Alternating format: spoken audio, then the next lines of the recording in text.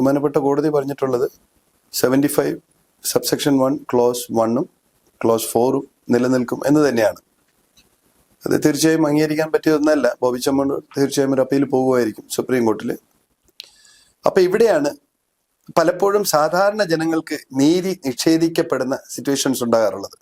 ഈ പാരഗ്രാഫ് 10 അനുസരിച്ച് ബഹുമാനപ്പെട്ട മജിസ്ട്രേറ്റിന് തന്നെ കണ്ടീഷനോടുകൂടി ബെയിൽ അനുവദിക്കാമായിരുന്നു. എന്നാൽ അങ്ങനെ ഒരു ബെയിൽ അനുവദിക്കപ്പെട്ടിട്ടില്ല. അതിന്റെ കാര്യകാരണങ്ങൾ അവ്യക്തമാണ്. അതായത് ഒരു ക്രിമിനൽ കുറ്റം എവിടെയെങ്കിലും നടന്നിട്ടുണ്ട് എന്ന് ബഹുമാനപ്പെട്ട മജിസ്ട്രേറ്റിന് തോന്നിയാൽ from upon his or her own information എന്നാണ് പറഞ്ഞിരിക്കുന്നത്. ഇൻ ഷോർട്ട്, ടി വി കണ്ടുകൊണ്ടിരിക്കുമ്പോൾ മജിസ്ട്രേറ്റിന് തോന്നുകയാണ് ഇങ്ങനെ ഒരു കുറ്റകൃത്യം നടക്കപ്പെട്ടിരിക്കുന്നു, മജിസ്ട്രേറ്റിന് സുമോട്ടോ കേസ് എടുക്കാം, FIR രജിസ്റ്റർ ചെയ്യാൻ ഓർഡർ ഇടാം. പക്ഷെ ഇന്ന് കേരളത്തിന്റെ ചരിത്രത്തിൽ അങ്ങനെ ഒരു സംഭവം നടന്നായിട്ട് നമുക്ക് ആലോചിക്കാൻ പറ്റുമോ? Never. Bail is a rule and jail is an exception. ബഹുമാനപ്പെട്ട കൃഷ്ണയ്യരുടെ ഒരു വളരെ നോട്ടഡ് ആയിട്ടുള്ള സ്റ്റേറ്റ്മെന്റ് ആണ്. അതായത് ചുമ്മാ ഒരു വ്യക്തിയെ പിടിച്ച് ജയിലിൽ അടയ്ക്കുക എന്നുള്ളത് ഇവിടുത്തെ നിയമനിർമ്മാണ രീതിയുടെ അല്ലെങ്കിൽ നിയമ സൂക്ഷിപ്പുകാരുടെ രീതിയല്ല. ബെയിൽ റൂളാണ്. ബെയിൽ കൊടുക്കണം. കൊടുക്കേണ്ട കേസുകളിൽ പ്രോപ്പർ കേസ് പ്രൂവ് ചെയ്തിട്ടുണ്ടെങ്കിൽ ബെയിൽ കൊടുക്കണമെന്നാണ് അദ്ദേഹം പാരാ നമ്പർ 12 പറഞ്ഞിട്ടുള്ളത്. അപ്പൊ അതിൽ സെൻട്രൽ ഗവൺമെന്റ് കൊടുത്തത് വളരെ നിർണായകമായ റിപ്പോർട്ടാണ്. ആ റിപ്പോർട്ടിൽ പറയുന്നത് ഇങ്ങനെ തന്നെയാണ്. SFIO അന്വേഷണം നടത്തേണ്ടിയിരിക്കുന്നു. അതിൽ പരമപ്രധാനമായി പറഞ്ഞിരിക്കുന്നത് ഈ അഴിമതി നടന്നിരിക്കുന്നത് 135 കോടിയല്ല, 185 കോടിയാണ്. ഇത് ചെറിയ കാര്യമല്ല. ഈ 185 കോടിയിൽ 1,72,00,000 രൂപ പോയിരിക്കുന്നത് ഒരു പണിയും ചെയ്യാത്ത നമ്മുടെ CMന്റെ മകളുടെ കമ്പനി അക്കൗണ്ടിലേക്കാണ്. ആ കമ്പനിയുടെ ഉടമസ്ഥത മകളിൽ മാത്രമുള്ളതാണ്. അപ്പൊ ഇതൊരു വളരെ വലിയൊരു അഴിമതി ആരോപണമാണ്. സോ ഇത്തരത്തിലെ ബഹുമാനപ്പെട്ട ഡൽഹി ഹൈക്കോർട്ടിൽ വരാനിരിക്കുന്ന റിപ്പോർട്ട് മുൻകൂട്ടി കണ്ടുകൊണ്ട് ഇത്തരത്തിലൊരു നാടകം കെട്ടിച്ചമച്ചതാകാനും സാധ്യതയില്ലാതില്ല. കാരണം മാധ്യമങ്ങളുടെ ശ്രദ്ധ മാറ്റാം. തീർച്ചയായും മാധ്യമങ്ങളൊക്കെ ഈ ഒരു വിഷയത്തിലേക്ക് 5 ദിവസം കൊണ്ട് ഇൻവോൾവ് ആണല്ലോ.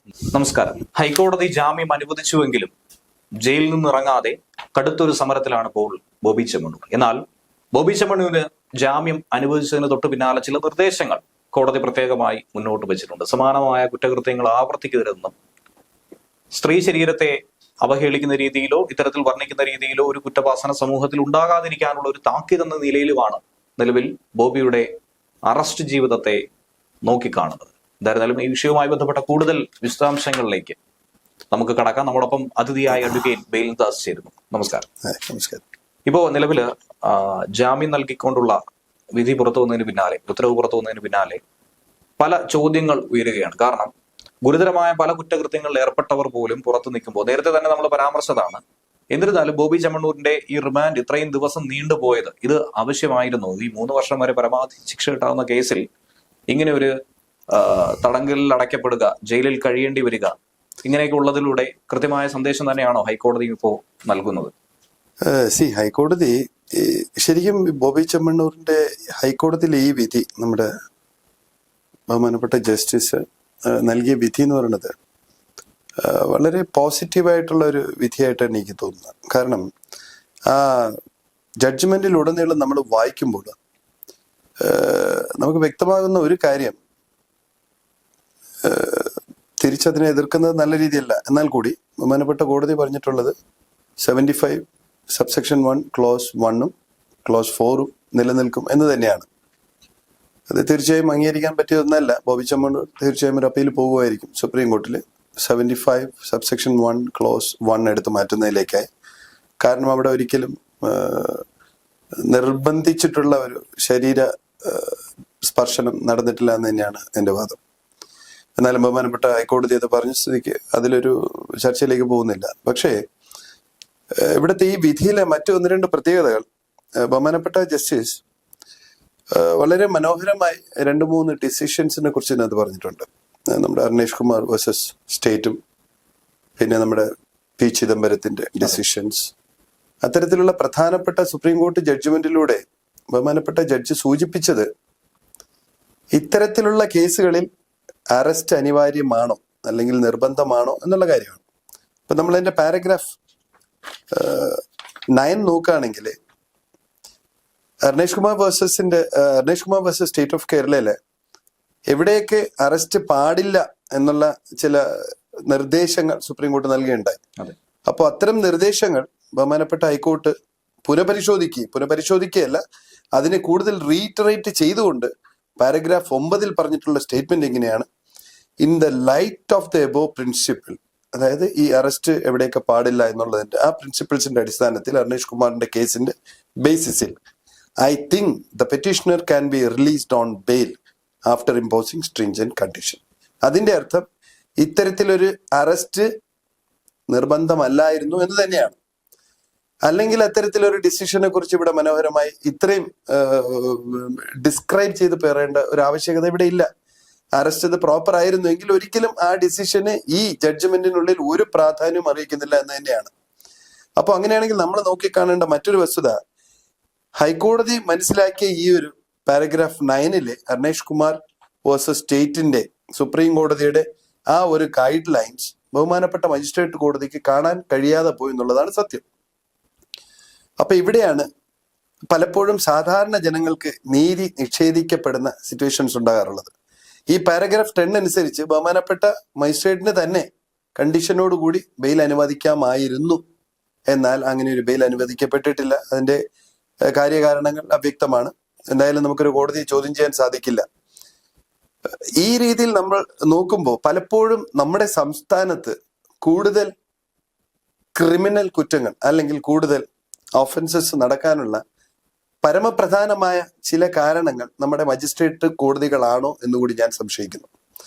കാരണം നമ്മുടെ പഴയ CRPC കോഡിലെ സെക്ഷൻ 190 സബ്സെക്ഷൻ 2 ക്ലോസ് സിയിൽ പറഞ്ഞിട്ടുള്ളത്, അല്ലെങ്കിൽ 190 ഫുള്ളായി പറഞ്ഞിട്ടുള്ളത്, മജിസ്ട്രേറ്റിന്റെ ഒരു ഓഫൻസ് നടന്നു കഴിഞ്ഞാൽ അതിന്റെ കോഗ്നിസൻസ് എടുക്കാനുള്ള കപ്പാസിറ്റിയെ കുറിച്ചാണ്. അതിന് 3 ആസ്പെക്ട് ആയിട്ടാണ് സെക്ഷൻ ഡിവൈഡ് ചെയ്തിരിക്കുന്നത്. Subsection 2 clause A, clause B, clause 3. First clause പറയുന്നത് on receiving a complaint, proper ആയിട്ടുള്ള ഒരു കംപ്ലൈന്റ്, ഒരു കുറ്റകൃത്യം നടന്നു എന്നുള്ളതിനെ കുറിച്ച് ഒരു പ്രോപ്പർ ആയിട്ടുള്ള ഒരു കംപ്ലൈന്റ് കിട്ടിക്കഴിഞ്ഞാൽ ഫ്രം ദാറ്റ് സബ്സ്റ്റാൻസസ് കോടതിക്ക് കോഗ്നിസൻസ് എടുക്കാം. Second, on receiving A report from the police officer, നടന്ന കുറ്റകൃത്യത്തെ സംബന്ധിച്ചുള്ള ഒരു റിപ്പോർട്ട് കിട്ടുന്നതിലൂടെ ആ റിപ്പോർട്ടിൽ നിന്നുകൊണ്ട് കോഗ്നിസൻസ് മജിസ്ട്രേറ്റിന് എടുക്കാം. മൂന്നാമത് അതിലൊരു ക്ലോസ് ഉണ്ട്, ക്ലോസ് സി, മജിസ്ട്രേറ്റിന് സുവോ മോട്ടോ കേസ് എടുക്കാം. അത് ഏതെങ്കിലും ഒരു വ്യക്തി പോയി മജിസ്ട്രേറ്റിനോട് പരാതി പറയുകയോ അല്ലെങ്കിൽ upon his or her knowledge on that crime, അതായത് ഒരു ക്രിമിനൽ കുറ്റം എവിടെയെങ്കിലും നടന്നിട്ടുണ്ട് എന്ന് ബഹുമാനപ്പെട്ട മജിസ്ട്രേറ്റിന് തോന്നിയാൽ from upon his or her own information എന്നാണ് പറഞ്ഞിരിക്കുന്നത്. ഇൻ ഷോർട്ട്, TV കണ്ടുകൊണ്ടിരിക്കുമ്പോൾ മജിസ്ട്രേറ്റിന് തോന്നുകയാണ് ഇങ്ങനെ ഒരു കുറ്റകൃത്യം നടക്കപ്പെട്ടിരിക്കുന്നു, മജിസ്ട്രേറ്റിന് സുവമോട്ടോ കേസ് എടുക്കാം, FIR രജിസ്റ്റർ ചെയ്യാൻ ഓർഡർ ഇടാം. പക്ഷെ ഇന്ന് കേരളത്തിന്റെ ചരിത്രത്തിൽ അങ്ങനെ ഒരു സംഭവം നടന്നതായിട്ട് നമുക്ക് ആലോചിക്കാൻ പറ്റുമോ? നെവർ. നമുക്കറിയാം 6-7 വർഷങ്ങൾക്ക് മുമ്പ് PC ജോർജ്, അദ്ദേഹം മുതിർന്നൊരു ലീഡറാണ്, നമ്മുടെ കുറുവിലങ്ങാട്ട് കന്യാസ്ത്രീമാരുടെ സമരം നടക്കുന്ന വേളയിൽ ഒരു സെന്റൻസ് പറയുകയുണ്ടായി. 5 കന്യാസ്ത്രീമാരെ സമരത്തിന് ഐക്യദാർഢ്യം പ്രകടിപ്പിക്കാൻ വന്നപ്പോൾ അദ്ദേഹം പറഞ്ഞ സ്റ്റേറ്റ്മെന്റ് ഇതായിരുന്നു. ആ 5 പേരെ ചൂണ്ടി പറഞ്ഞാണ് അദ്ദേഹം പറഞ്ഞത്, ഈ കന്യാസ്ത്രീമാരുടെ മെഡിക്കൽ പരിശോധന നടത്തിയാൽ അറിയാം ഇവർ കന്യകമാരാണോ അല്ലയോ എന്ന്. ഇത്രയും മോശമായ ഒരു സ്റ്റേറ്റ്മെന്റ് നടത്തിയ PC ജോർജിനെ ഏത് പോലീസ് അറസ്റ്റ് ചെയ്തു? ഏത് മജിസ്ട്രേറ്റ് അദ്ദേഹത്തിനെതിരെ കേസ് രജിസ്റ്റർ ചെയ്തു? കോഗ്നിസൻസ് കപ്പാസിറ്റി അല്ലെങ്കിൽ പവറുള്ള മജിസ്ട്രേറ്റുമാരല്ലേ നമ്മുടെ കേരളത്തിലുടനീളം ഉള്ളത്. 4-5 പോലീസ് സ്റ്റേഷന് സപ്പോർട്ടായിട്ട് അല്ലെങ്കിൽ സൂപ്പർവിഷൻ എന്നുള്ള നിലയ്ക്ക് നമുക്ക് ഓരോ മജിസ്ട്രേറ്റുമാരുണ്ട്. ഏത് മജിസ്ട്രേറ്റ് സുവമോട്ടോ കേസ് എടുത്തു? ചോദിക്കട്ടെ, വർഷങ്ങൾക്ക് മുമ്പ് നമ്മുടെ ബഹുമാനപ്പെട്ട അഡ്വക്കേറ്റ് ജയശങ്കർ ഒരു സ്റ്റേറ്റ്മെന്റ് പറയുന്നുണ്ട്, ഒരു ഇന്റർവ്യൂവിലാണ്, ഞാൻ എന്നും ഓർക്കണം. അദ്ദേഹം പറഞ്ഞത് എങ്ങനെയാണ്, വിഴിഞ്ഞം സമരം ഒത്തുതീർപ്പാക്കാൻ നമ്മുടെ മാണി സാറ് രാജിവെക്കുന്നതിന്റെ തലേന്ന് ഒരു പ്രസ് മീറ്റ് ഉണ്ടായിരുന്നു. അദ്ദേഹത്തിന്റെ സ്റ്റേറ്റ്മെന്റ് ആണിത്. ആ ചാനൽ ചർച്ച, ആ ചർച്ചയിൽ എന്നോടൊപ്പം ഉണ്ടായിരുന്നത് കോൺഗ്രസിന്റെ ഒരു നേതാവാണ്. അപ്പൊ ഞാൻ അദ്ദേഹമായിട്ട് കുശലാന്വേഷണത്തിന് ഇടയ്ക്ക് സംസാരിച്ചപ്പോ അദ്ദേഹം എന്നോട് പറഞ്ഞു, ഈ വിഴിഞ്ഞം പോർട്ട് നടപ്പിലാക്കുന്നതിനായി 200 കോടിയുടെ അഴിമതിയാണ് നടന്നിരിക്കുന്നത്. അതിൽ 100 കോടി എ ഗ്രൂപ്പുകാരെടുത്തു, മറ്റു 100 കോടി ഇലക്ഷൻ ക്യാമ്പയിൻ എന്തോ കൊടുത്തു. അത്തരത്തിലൊരു സ്റ്റേറ്റ്മെന്റ് അദ്ദേഹം പറഞ്ഞായിരുന്നു. നമ്മുടെ രാജ്യത്ത് നടന്ന ഇത്രയും വലിയൊരു പ്രോജക്റ്റിനെ കുറിച്ച്, അതിനുള്ളിൽ നടന്ന 200 കോടിയുടെ അഴിമതിയെ കുറിച്ച് ഒരു പ്രഗത്ഭനായ അഭിഭാഷകൻ ചാനലിനോട് തുറന്നു പറയുകയാണ്. 200 കോടിയുടെ അഴിമതി നടന്നു. എന്നിട്ട് അദ്ദേഹം വീണ്ടും പറയുന്നുണ്ട്, എന്നോട് പറഞ്ഞ ലീഡറെ എനിക്കറിയാം. അപ്പൊ ഞാൻ അദ്ദേഹത്തെ ചോദിച്ചു, എല്ലാം നിങ്ങളുടെ പാർട്ടിയല്ലേ എന്ന് ഞാൻ അദ്ദേഹത്തോട് തമാശ വേണ്ടി ചോദിച്ചു. ഇത്രയും മനോഹരമായ ഒരു വെളിപ്പെടുത്തൽ നടത്തി ഈ കേരളത്തിൽ ആ സ്റ്റേറ്റ്മെന്റിൽ നിന്നുകൊണ്ട് ആ സ്ഥലം പോലീസ് ഓഫീസറോ അല്ലെങ്കിൽ കൺസേൺഡ് മജിസ്ട്രേറ്റോ അല്ലെങ്കിൽ ഇന്ന് ഓടിപ്പടഞ്ഞ് FIR ഇട്ട് അറസ്റ്റ് ചെയ്ത സർക്കാർ സംവിധാനങ്ങളോ ചെറുവിരൽ പോലും അനക്കിയിട്ടില്ല. ഗണേഷ് കുമാറിന് അഞ്ചലിൽ ഒരു കേസ് ഉണ്ടായിരുന്നു, നിങ്ങൾ ഓർക്കുമായിരിക്കും. ഒരു 6 വർഷങ്ങൾക്ക് മുമ്പാണ്. ഒരു സ്ത്രീ, അവരുടെ പേര് ഞാൻ മറന്നുപോയി, ഷീജ അങ്ങനെ എന്തൊരു പേരാണ്, അനന്തകൃഷ്ണൻ മകന്റെ പേര്. അഞ്ചൽ പോലീസ് സ്റ്റേഷനിൽ അവർ കേസ് കൊടുത്ത് 164 സ്റ്റേറ്റ്മെന്റ് വരെ എടുത്ത കേസാണ്. 2 ആഴ്ചകൾ കൊണ്ട് ആ കേസ് ഒത്തുതീർപ്പാക്കി. അച്ഛനും മകനും ഗണേഷ് കുമാറും അദ്ദേഹത്തിന്റെ പിതാവുമായി കേസ് സെറ്റിൽമെന്റ് ചെയ്തു. ഒഫീഷ്യലി സെറ്റിൽമെന്റ് ചെയ്തെന്നാ പറയണത്. ഈ ഒഫീഷ്യൽ സെറ്റിൽമെന്റ് നിയമത്തിന്റെ ഏത് പുസ്തകത്തിൽ നിന്ന് വന്നതാണ്? ഇപ്പൊ ഇൻ ഷോർട്ട് ഞാൻ പറയാൻ ആഗ്രഹിക്കുന്നത്, ഈ വിധിയിലൂടെ ബഹുമാനപ്പെട്ട ജസ്റ്റിസ് കുറച്ച് കാര്യങ്ങൾ എടുത്തു പറഞ്ഞിരിക്കുകയാണ്. ശരിക്കും ഇതൊരു എന്താ പറയാ, ഇതൊരു നിർദ്ദേശമായിട്ട് തന്നെ കീഴ്ക്കോടതികൾ കാണേണ്ടിയിരിക്കുന്നു. കാരണം ആ പാരഗ്രാഫ് 9 പറഞ്ഞിട്ടുള്ള എല്ലാ വസ്തുതകളും 71, 72, 73, 74 എന്ന് പറഞ്ഞിട്ടുള്ള അർണേഷ് കുമാർ വേഴ്സസിന്റെ സ്റ്റേറ്റ് ഓഫ് ബിഹാറിന്റെ കേസസിൽ പറഞ്ഞിട്ടുള്ള എല്ലാ വസ്തുതകളും എടുത്തു പറഞ്ഞതിന് ശേഷമാണ് ബഹുമാനപ്പെട്ട ഹൈക്കോടതി പറഞ്ഞത്, in the light of the above principle I think the petitioner can be released on bail after imposing stringent conditions. See the same power was held with the magistrate. അങ്ങനെയെങ്കിൽ ആ മജിസ്ട്രേറ്റിന് കഴിയാത്ത പവർ ഹൈക്കോടതി ഉപയോഗിച്ചു. ഹൈക്കോടതിയുടെ റോള് തന്നെയാണ് പലപ്പോഴും ആർക്കും സാധിക്കാത്ത, കീഴ്ക്കോടതികൾക്ക് സാധിക്കാത്ത കാര്യങ്ങൾ സാധിക്കുക, അല്ലെങ്കിൽ നിയമത്തിന് കറക്റ്റായി നിയമത്തിന് ഇന്റർപ്രറ്റ് ചെയ്യുക എന്നുള്ളതാണ്. അദ്ദേഹത്തിന്റെ ഇന്നത്തെ ഈ ജഡ്ജ്മെന്റിലെ 2ാമത്തെ കേസാണ് ചിദംബരം വേഴ്സസ് ഡയറക്ടർ. ആ എൻഫോഴ്സ്മെന്റ് കേസിൽ അവിടെ വളരെ മനോഹരമായി പറഞ്ഞിരിക്കുകയാണ്, bail is a rule and jail is an exemption. ബഹുമാനപ്പെട്ട കൃഷ്ണയ്യരുടെ ഒരു വളരെ നോട്ടഡ് ആയിട്ടുള്ള സ്റ്റേറ്റ്മെന്റ് ആണ്. അതായത് ചുമ്മാ ഒരു വ്യക്തിയെ പിടിച്ച് ജയിലിൽ അടയ്ക്കുക എന്നുള്ളത് ഇവിടുത്തെ നിയമനിർമ്മാണ രീതിയുടെ അല്ലെങ്കിൽ നിയമ സൂക്ഷിപ്പുകാരുടെ രീതിയല്ല. ബെയിൽ റൂളാണ്. ബെയിൽ കൊടുക്കണം. കൊടുക്കേണ്ട കേസുകളിൽ പ്രോപ്പർ കേസ് പ്രൂവ് ചെയ്തിട്ടുണ്ടെങ്കിൽ ബെയിൽ കൊടുക്കണമെന്നാണ് അദ്ദേഹം പാരാ നമ്പർ 12 പറഞ്ഞിട്ടുള്ളത്.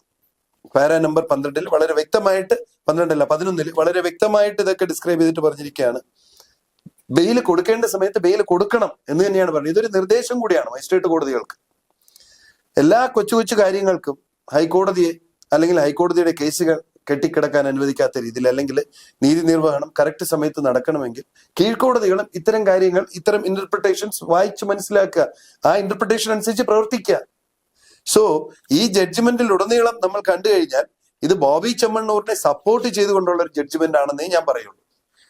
ആകെ നെഗറ്റീവായിട്ട് പറഞ്ഞിട്ടുള്ള ഒരു കാര്യം, ബഹുമാനപ്പെട്ട സീനിയർ അഭിഭാഷകൻ രാംപിള്ള സാറ് കംപ്ലൈനന്റിനെ ചില രീതിയിൽ മോശമായി, അവരൊരു പോപ്പുലർ ആക്ട്രസ് അല്ല എന്നും അങ്ങനെ സൊസൈറ്റിയിൽ അംഗീകാരമുള്ള അല്ലെങ്കിൽ അത്രയ്ക്കേറെ സമ്മാന പുരസ്കാരങ്ങൾ നേടിയിട്ടുള്ള ഒരു നടിയല്ല എന്നുള്ള ചില പരാമർശങ്ങൾ വന്നപ്പോൾ ബഹുമാനപ്പെട്ട കോടതി തന്നെ അത് സ്റ്റോപ്പ് ചെയ്തു.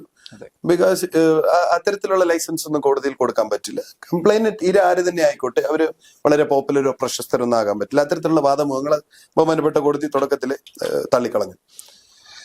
പിന്നെ ബഹുമാനപ്പെട്ട സീനിയർ അഡ്വക്കേറ്റിനോട് ഒരു കണ്ടീഷൻ പറഞ്ഞിട്ടുണ്ടായിരുന്നു, വന്നിട്ട് മേലിൽ ഇത്തരത്തിലുള്ള കാര്യം ആവർത്തിക്കാൻ പാടില്ല എന്നുള്ളത്. അത് തന്നെയാണ് ബഹുമാനപ്പെട്ട ഹൈക്കോടതിയുടെ 4 കണ്ടീഷൻസിൽ പരമപ്രധാനമായ കണ്ടീഷൻസ്. അപ്പോൾ ഇതൊക്കെ പറഞ്ഞു വരുമ്പോൾ ബോബി ചെമ്മണ്ണൂരിന്റെ അറസ്റ്റ് മറ്റാർക്കോ അനിവാര്യമായിട്ടുള്ള ഒരു വരമായി ഈ സാഹചര്യത്തിൽ കൊണ്ടുപോയി എന്ന് പറഞ്ഞാൽ അതിനെയും നിഷേധിക്കാൻ കഴിയും.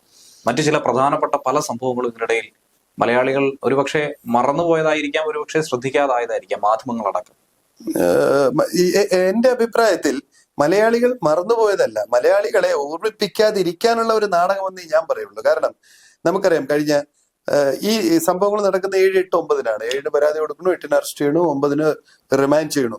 പക്ഷെ ഈ 8, 9, 10 നടന്ന സംഭവങ്ങൾ നമുക്കറിയാന്നുള്ളതാണ്. ബഹുമാനപ്പെട്ട ഡൽഹി ഹൈക്കോടതിയിൽ സെൻട്രൽ ഗവൺമെന്റും IT ഡിപ്പാർട്ട്മെന്റും കൊടുത്ത റിപ്പോർട്ട്, എക്സാലോജിക്കിന്റെ അല്ലെങ്കിൽ CMRL-ന്റെ എന്താ പറയട്ടെ, ആ ഒരു പണം ദുരുപയോഗം ചെയ്തത് അത് സർക്കാരിന്റെ പണമാണ്. സർക്കാരിന്റെ കൂടെ ഷെയർ ഉള്ള അതിൽ നിന്നും 135 കോടിയുടെ അഴിമതി നടന്നു എന്നുള്ളതായിരുന്നു ആരോപണം. അതിനെതിരെയാണല്ലോ ഹൈക്കോർട്ടിലേക്ക് പോയത്. അത് SFIO അന്വേഷണം നടത്തേണ്ട കാര്യമില്ല എന്ന് പറഞ്ഞായിരുന്നു പോയത്. അതിന്റെ വിധി ഈ ജനുവരി 20 തന്നെ വരാനിരിക്കുകയാണ്.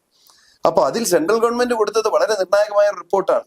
ആ റിപ്പോർട്ടിൽ പറയുന്നത് ഇങ്ങനെ തന്നെയാണ്, SFIO അന്വേഷണം നടത്തേണ്ടിയിരിക്കുന്നു. അതിലെ പരമപ്രധാനമായി പറഞ്ഞിരിക്കുന്നത് ഈ അഴിമതി നടന്നിരിക്കുന്നത് 135 കോടിയല്ല, 185 കോടിയാണ്. ഇത് ചെറിയ കാര്യമല്ല. ഈ 185 കോടിയിൽ 1,72,00,000 രൂപ പോയിരിക്കുന്നത് ഒരു പണിയും ചെയ്യാത്ത നമ്മുടെ CM-ന്റെ മകളുടെ കമ്പനി അക്കൗണ്ടിലേക്കാണ്. ആ കമ്പനിയുടെ ഉടമസ്ഥത മകളിൽ മാത്രമുള്ളതാണ്. അപ്പൊ ഇതൊരു വളരെ വലിയൊരു അഴിമതി ആരോപണമാണ്. സോ ഇത്തരത്തിലെ ബഹുമാനപ്പെട്ട ഡൽഹി ഹൈക്കോർട്ടിൽ വരാനിരിക്കുന്ന റിപ്പോർട്ട് മുൻകൂട്ടി കണ്ടുകൊണ്ട് ഇത്തരത്തിലൊരു നാടകം കെട്ടിച്ചമച്ചതാകാനും സാധ്യതയില്ലാതില്ല. കാരണം മാധ്യമങ്ങളുടെ ശ്രദ്ധ മാറ്റാൻ തീർച്ചയായും മാധ്യമങ്ങളൊക്കെ ഈ ഒരു വിഷയത്തിലേക്ക് 5 ദിവസം കൊണ്ട് ഇൻവോൾവ് ആണല്ലോ.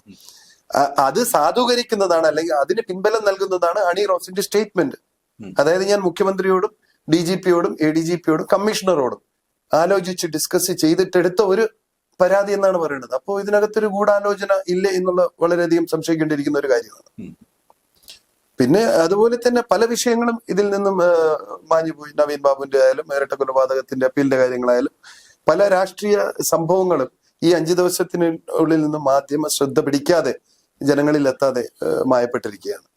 അപ്പോ ഇത്തരത്തിലുള്ള വിധിന്യായങ്ങളുള്ള ജനങ്ങൾക്ക് കോടതി നൽകുന്ന സന്ദേശം എന്താണ്? പ്രത്യേകിച്ച് ഇത് ഒരിക്കലും ബോബി ചെമ്മണ്ണൂരിനെ ഒരു തരത്തിലും ന്യായീകരിക്കുന്നില്ല, ചെയ്യാൻ പാടില്ലാത്ത ഒരു വിഷയം തന്നെയാണ് ചെയ്തിരിക്കുന്നത്. പക്ഷേ ബോബി ചെമ്മണ്ണൂരിന്റെയും നീതി നിഷേധിച്ചു എന്നൊരു ചോദ്യം തുടക്കം മുതൽ തന്നെ ഉയർത്തി കേൾക്കുന്ന ഒരു സംഭവം തന്നെയാണ്. അതെന്താണ് ശരിക്കുള്ള സത്യാവസ്ഥ എന്നുള്ളത് കൂടി ഈ വിധിയിലൂടെ നമുക്ക് മനസ്സിലാക്കാൻ സാധിക്കും. ഈ വിധി എന്ന് പറയുമ്പോൾ ഞാൻ മുമ്പ് നമ്മളൊരു ഇന്റർവ്യൂവിൽ ഞാൻ പറഞ്ഞിട്ടുണ്ടായിരുന്നു, ഈ കേസ് കേരളത്തിന്റെ ഒരു ലാൻഡ്മാർക്ക് കേസായിരിക്കും. കാരണം ഇതിലൂടെ ഈ മീഡിയയിലൂടെ അല്ലെങ്കിൽ നമ്മുടെ എന്താ പറയുക TV ഷോകളിലൂടെ നടക്കുന്ന ഈ അനാവശ്യമായ സ്ത്രീകൾക്കെതിരെയുള്ള വളരെ മോശമായ പരാമർശങ്ങൾ, നമുക്കറിയാം കുട്ടികളോടൊപ്പം പോലും TV പ്രോഗ്രാംസ് ഒന്നും കാണാൻ പറ്റാത്ത അവസ്ഥയാണ്. വളരെ വലിയ നടന്മാർ പോലും, മുകേഷിന്റെ ഒക്കെ ചില ചളി കോമഡികൾ ഇട്ട് കഴിഞ്ഞാൽ നമുക്ക് അപ്പൊ തന്നെ ദേഷ്യം വരും. ഡെഫിനറ്റ്ലി ഷൈൻ ടോം ചാക്കോ, അങ്ങനെ കുറെ നടന്മാരുണ്ട്, സീനിയേഴ്സും ജൂനിയേഴ്സും ആയിട്ടുള്ള നടന്മാരുണ്ട്. പിന്നെ അതിനോടൊപ്പം കുട പിടിക്കുന്ന കുറച്ച് എന്താ പറയുക, ഇനിയിപ്പൊന്നും പറയാൻ പറ്റില്ല, അതാണ് പ്രശ്നം, അവരുമുണ്ട്. അപ്പോ ഇവരെല്ലാം കൂടെ ഈ TV ഷോകളെയും TV പ്രോഗ്രാംസിനെയൊക്കെ ഇത്തരത്തിലാക്കി വെച്ചു. അതിലകപ്പെട്ട ഒരു ഇര മാത്രമാണ് ബോബി ചെമ്മണ്ണൂർ. കാരണം ബോബി ചെമ്മണ്ണൂർ വളരെ മോശമായി ദ്വയാർത്ഥം വരത്തക്ക രീതിയിൽ പലപ്പോഴും പറയാറുണ്ട്. അതൊക്കെ ജനങ്ങൾ സപ്പോർട്ട് ചെയ്ത് കൊണ്ടുപോയായിരുന്നു. അത്തരത്തിലൊരു സപ്പോർട്ട് തന്നെയാണ് എതിർഭാഗത്തു നിന്നും വന്നത്. അപ്പോൾ അത് മുന്നോട്ട് പോയെന്ന് വേണം നമുക്ക് കരുതാൻ. അപ്പൊ ഈ വിധിന്യായത്തിലൂടെ ഹൈക്കോടതി ഏതായാലും നമ്മുടെ സൊസൈറ്റി, സോഷ്യൽ മീഡിയാസ് ഉൾപ്പെടെ, അല്ലെങ്കിൽ സോഷ്യൽ ഗ്യാതറിങ്സ്, അല്ലെങ്കിൽ പബ്ലിക് ഫിഗേഴ്സിന്, അല്ലെങ്കിൽ ഇത്തരത്തിലുള്ള ഈ എന്താ പറയട്ടെ ഒരു വിമൻ ഹരാസ്മെന്റിനെ തീർച്ചയായും കർട്ടൈൽ ചെയ്യാണ്. ഇനി ഇത്തരത്തിലുള്ളത് നമ്മൾ ഒരിക്കലും അംഗീകരിക്കില്ല എന്ന് തന്നെയാണ് ഹൈക്കോടതി പറയുന്നത്. അത് വളരെ വ്യക്തമായ വിധിന്യായത്തിൽ പറഞ്ഞിട്ടുണ്ട്. ഒരിക്കലും ഒരു സ്ത്രീയെ അപമാനിച്ചുകൊണ്ടുള്ള ഇത്തരത്തിലുള്ള പരാമർശങ്ങളൊന്നും പാടില്ല. അതിൽ ഏറ്റവും മനോഹരമായി ഞാൻ ശ്രദ്ധിച്ചത് ആ ജഡ്ജ്മെന്റിന്റെ ആദ്യത്തെ സെന്റൻസ് തുടങ്ങുന്നത് തന്നെ വളരെ മനോഹരമായ ഒരു കോട്ടിൽ നിന്നാണ്. പാര നമ്പർ 2 പറഞ്ഞിട്ടുള്ള doctor Steve Maraboli, an American motivational speaker, said like this: if you judge a woman by her appearance, it doesn't define her, it defines you. ഒരു സ്ത്രീയെ നമ്മൾ മോശമായി പരാമർശിക്കുമ്പോൾ, അല്ലെങ്കിൽ ഏതെങ്കിലും ദ്വയാർത്ഥത്തിലൂടെ സ്ത്രീയെ നമ്മൾ ഡിസ്ക്രൈബ് ചെയ്യുമ്പോൾ, ആ സ്ത്രീയെയല്ല മറിച്ച് അത് പറയുന്ന വ്യക്തിയാണ് സൊസൈറ്റി കാണുന്നത്. അത് നമ്മുടെ തെറ്റായിട്ട് തന്നെയാണ് ബഹുമാനപ്പെട്ട ഹൈക്കോടതി പറഞ്ഞിട്ടുള്ളത്. അതോടൊപ്പം തന്നെ ഹൈക്കോടതി ഇതിലെ കണ്ടീഷൻസിൽ ഒരിക്കലും ബോബി ചെമ്മണ്ണൂരിനെതിരെ അല്ലെങ്കിൽ ഈ സംഭവവുമായി ബന്ധപ്പെട്ട് ഇതിനൊരു റിപ്ലൈ കൊടുക്കരുതെന്നോ, അല്ലെങ്കിൽ ഇത്തരത്തിലുള്ള ഈ സംഭാഷണവുമായി ബന്ധപ്പെട്ട് ഇനിയൊരു ചാനൽ ചർച്ചയിൽ ഒന്നും ഉണ്ടാകാൻ പാടില്ലെന്നോ, മറുപടി ചെയ്യരുതെന്നോ ഒരു കണ്ടീഷനും പറഞ്ഞിട്ടില്ല. ആകെയുള്ള കണ്ടീഷൻ ഇത് തന്നെയാണ്, 50,000 ഷുവർട്ടി ബോണ്ട്. പിന്നെ അത് കഴിഞ്ഞാൽ ഇൻസ്പെക്ടർ ഇൻവെസ്റ്റിഗേഷൻ ഓഫീസർ വിളിക്കുന്ന സമയത്ത് ഹാജരാകുക. പിന്നെ മറ്റേതാണ്, നമ്മൾ വാദിയോ സാക്ഷികളെയോ ഇൻഫ്ലുവൻസ് ചെയ്യാൻ ശ്രമിക്കരുത്, കേസിന്റെ അന്വേഷണമായി മുന്നോട്ട് പോവുക. പിന്നെ അവസാനം പറഞ്ഞിട്ടുള്ളത് സ്വാഭാവികമായും ഇത്തരത്തിലുള്ള ക്രിമിനൽ കുറ്റങ്ങൾ ഇനി നാളെ മറ്റൊരു സ്ത്രീയോ അല്ലെങ്കിൽ ഇവരെ തന്നെയോ ഇങ്ങനെ മോശമായ രീതിയിൽ എന്താ പറയുക നമ്മുടെ ഹരാസ്മെന്റ് വരത്തക്ക രീതിയിൽ ഒരു പ്രവൃത്തിയിലേക്ക് പോകാൻ പാടില്ല എന്നുള്ളത്. അതുകൊണ്ട് ഈ വിധിന്യായത്തിലൂടെ ബോബി ചെമ്മണ്ണൂരിൽ അങ്ങനെ ഒരു ഈ നടന്ന സംഭവവുമായി ബന്ധപ്പെട്ട് ഇനി ഒരു എക്സ്പ്ലനേഷന്റെ എന്താ പറയാ ഒരു ബാൻ ചുമത്തിയിട്ടില്ല എന്ന് തന്നെ വേണമെങ്കിൽ പറയാം. പ്രത്യേകിച്ച് മാറ്റമൊന്നും തന്നെ ഇല്ല, ഒരു സാധാരണ ജഡ്ജ്മെന്റ് തന്നെയാണ്. പക്ഷെ അതിനകത്ത് കോടതി വളരെ കൃത്യമായി പറഞ്ഞിട്ടുള്ള ഇത്തരത്തിലുള്ള സോഷ്യൽ മീഡിയ കമന്റ്സ്, ഇത്തരത്തിലുള്ള പബ്ലിക് ഒപ്പീനിയൻസ് ഒക്കെ ഈ സൊസൈറ്റി നിർത്തണം എന്ന് പറയുന്നത് ഒരു സന്ദേശമാണ്, കേരളത്തിന് കൊടുക്കുന്ന ഒരു സന്ദേശമാണത്.